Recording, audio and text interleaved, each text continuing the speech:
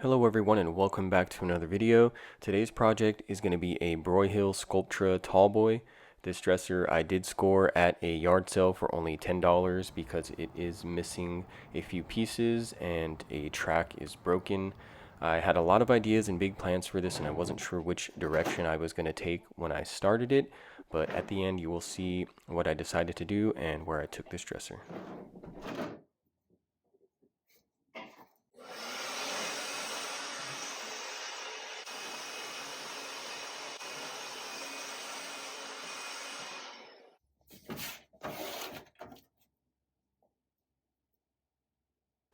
As I'm disassembling the dresser and I'm trying to figure out what I'm going to do with it, I start by cleaning it just so that I can get a really good surface to start with. And this is the main portion that I have an issue with. It doesn't have any doors. Usually it has these accordion style doors that will fold open when you open them. Those are completely missing and it is impossible to get another set. So I'm torn between cutting this thing down or building new doors.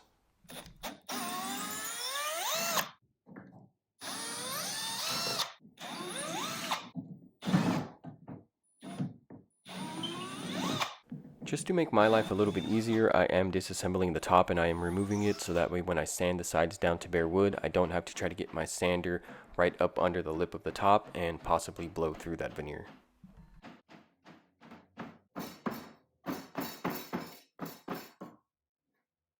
After bouncing my thoughts around a little bit, I decided to measure out and try to build two new doors for this dresser. It's not going to be a bifold style, kind of like the original. It is going to be two separate swinging doors, and luckily I had this teak panel left behind from another project, and I decided to use that wood as the doors.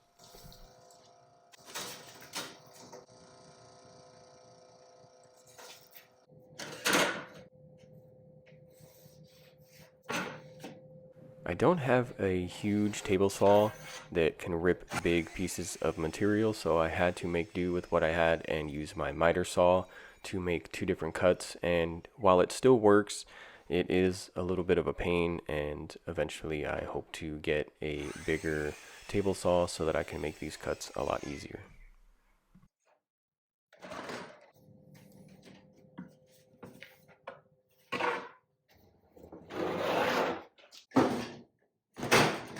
While it does take a lot of work to make these doors, I wanted to give this a try first before I went with my second option, and that was to take the top off, cut the sides down all the way to the 3 drawers, and then put the top back on it and just make it a shorter 3-drawer dresser. But I really liked the tallness of it, and because it's such a nice piece, I did not want to do that, so I'm gonna really try and get these doors taken care of.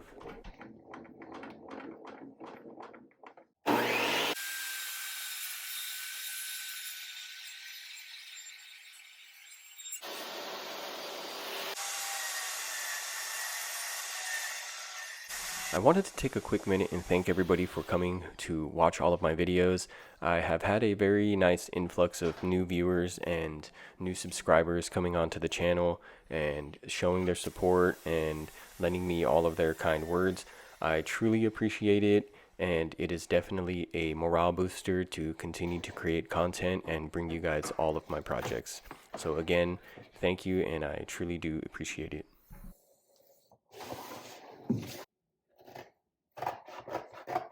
Although the paneling that I'm using to make the doors does have teak veneer on it, I feel like it's not going to match the rest of the dresser very much, so I had some scrap veneer laying around and it is a walnut color, and I think that I can get that to match a lot better, so I decided to re-veneer these doors all the way around so that way I can get a more consistent color in the end.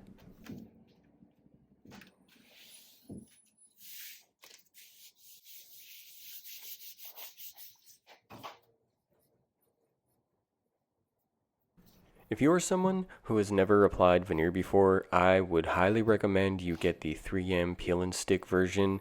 You can find it at a local hardwood store to you, or possibly just order it online. It is some of the simplest veneer. There are cheaper options, but it requires you to lay down a adhesive, which is like a contact cement, and it's just a little less forgiving. This stuff is super easy to work with, and I've only applied veneer a handful of times, and I have to say this stuff does make you feel like a professional.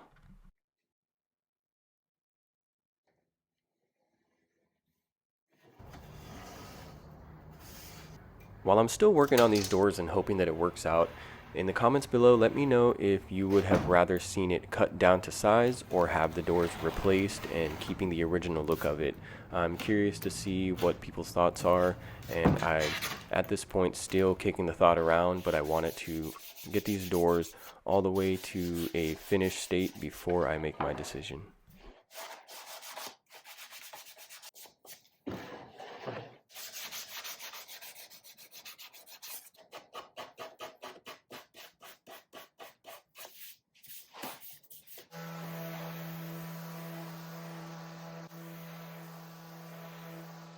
And this right here is the finished product. It is wrapped on the front and all the sides with edge banding. I didn't do the back because I felt like it would match once I actually put some stain to it, because it doesn't have a teak veneer on it, and it's also on the inside, so I don't think that it's going to be that big of a deal.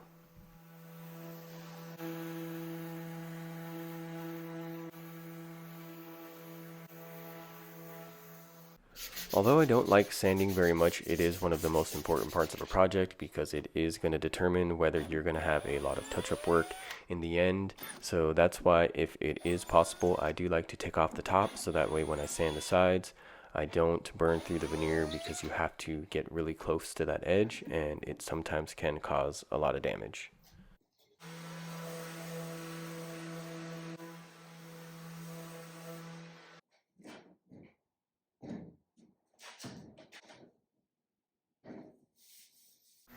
I have been asked in the comment section quite a few times if the Festool sander and dust extractor setup is worth it, and I have to say it is absolutely 100% worth it. Before this, I was using just a standard big box store orbital sander, and I didn't have a dust extractor, and my shop would be covered in dust, so much to the point to where I spent a lot of time cleaning. So if you do this quite often, I would suggest getting one of those dust extractors and a Festool sander.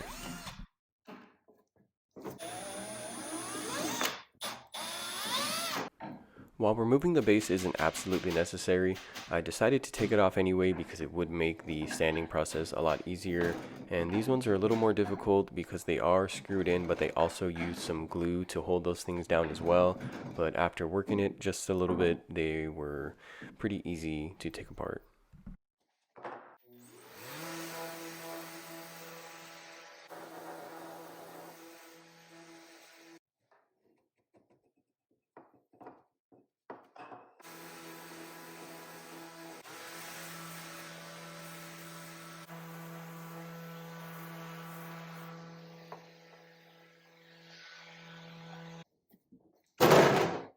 Now that I'm done working on the body for the most part, I move on to the drawers, removing the leather handles and knobs that somebody had placed in front of those holes because the original drawer pulls are gone.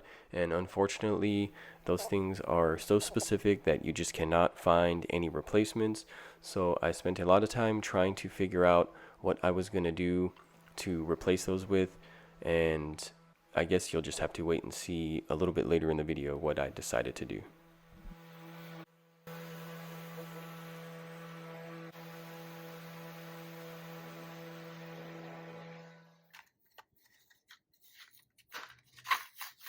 So here comes the moment of truth. I'm going to be using these hinges that I bought from Home Depot to attach these new doors to the dressers so that I can test fit them. I'm pretty confident that they're going to fit pretty well, but if they do need a little bit of adjusting, I do have a solution for that. And lo and behold, they just touch a small amount, and I decided to score the veneer while those hinges were on, so that way I can remove the veneer behind it and get a little bit more of a gap in the center.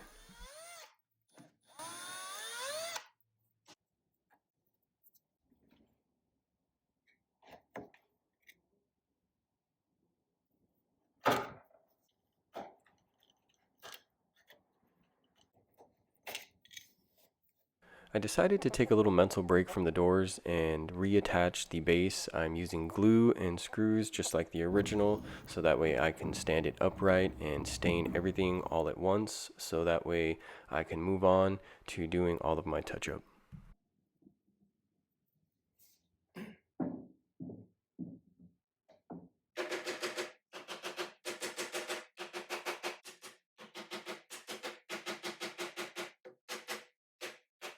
If you've ever worked in tight spaces like this, these 90-degree or right angle drill bit holders or drill bit attachments are definitely a game changer when it comes to getting into tight spaces. I highly recommend you get one if you work on furniture or tight spaces.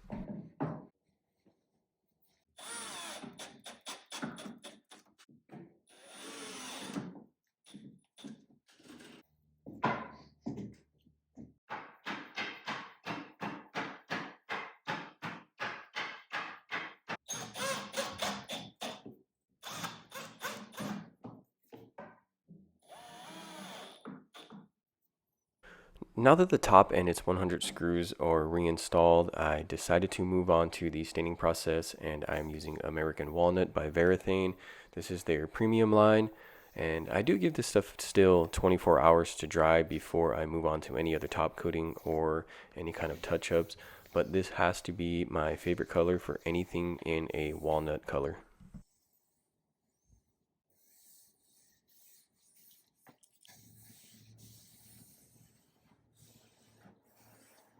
At this point of the project, I decided to keep the doors. I had just put so much time and effort into them that I couldn't imagine scrapping them and cutting this thing down and making it a short dresser.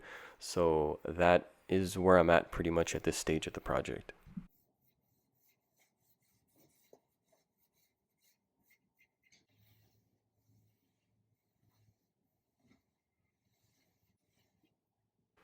For the cuppy portion of this dresser, I didn't want to sand all of the sides down because you can't disassemble it enough to get a really clean sanding. So I am using a product called Restore Finish. It acts as a sealer and a stain while removing some of the scuffs and marks, or hiding them, you should say. So that's kind of the route I decided to take with the inside.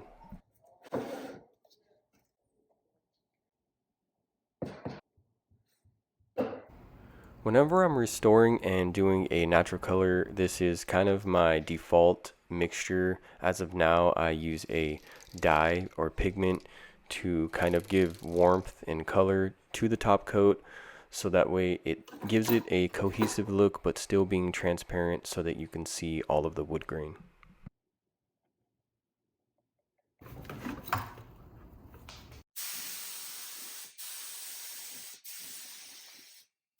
I have gotten a lot of comments lately telling me about the mask that I wear for the spraying. Although it is not the best mask in the world for spraying, I do spray with my garage door completely wide open, and I spray as close to the door as possible.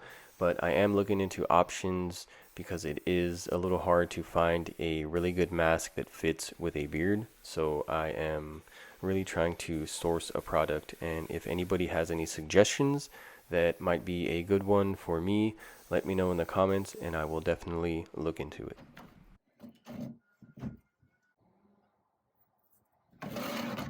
One of the other unfortunate things is that the metal slides with the ball bearings in it that are original to this piece are missing some of the components in one of the drawer slides, and you cannot find these replacements as well.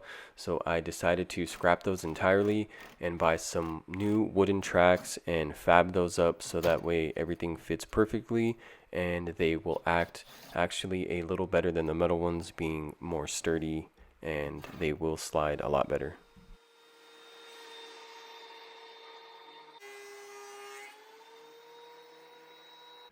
Unfortunately, I couldn't find any hinges that were in a gold or brass color, so these ones are going to be painted with a metallic gold paint.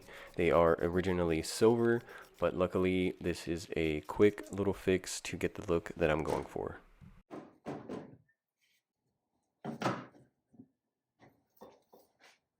After hours of getting these drawer slides dialed in, I finally got to a point to where I got to install them, and I had to put some thumbtack sliders on the sides for two reasons. One, it makes them slide a lot better, and two, it gives a nice little gap between each drawer so that way you don't get any rubbing.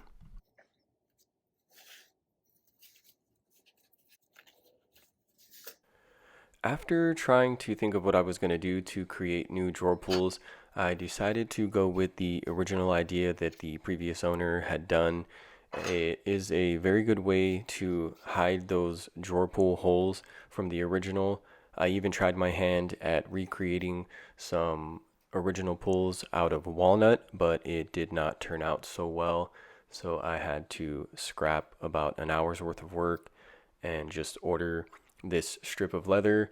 And I did order some other drawer pulls that I was going to throw away. I just wanted the brass, I'm not sure what you would call it, but it takes a screw and it's going to be holding these leather straps to the drawers.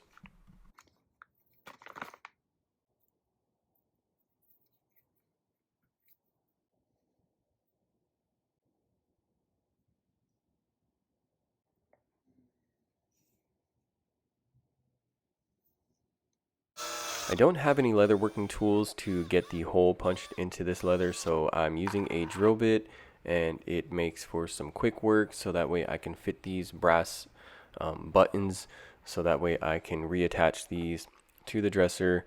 And I'm pretty happy with this decision because it does hide that big insert in the back of the handles.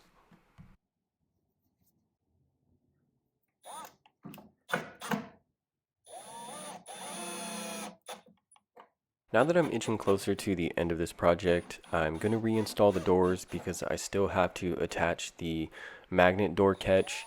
These doors, compared to the originals, aren't as thick, so I have to adjust the magnets so that way they hold the door, giving it a nice flush gap in the front.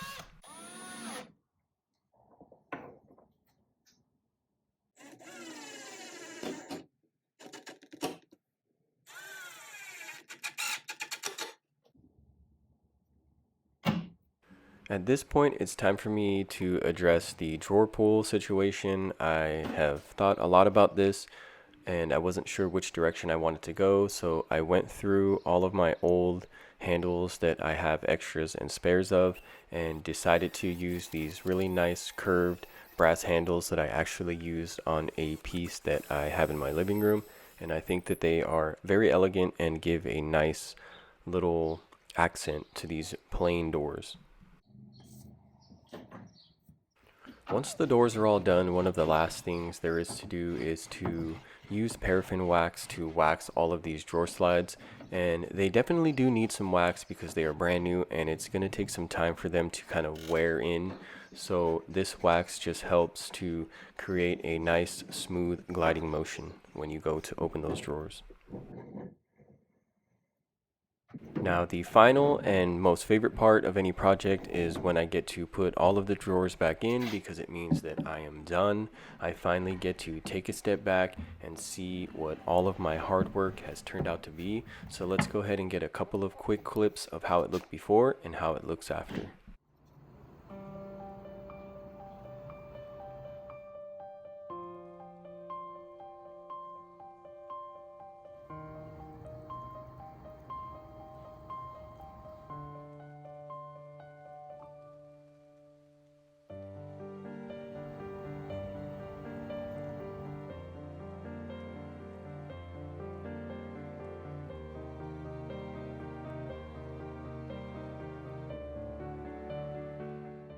When I first started this project, I was not prepared for what it would look like in the end, but once it's all said and done, I am absolutely blown away, and I hope that you are all too.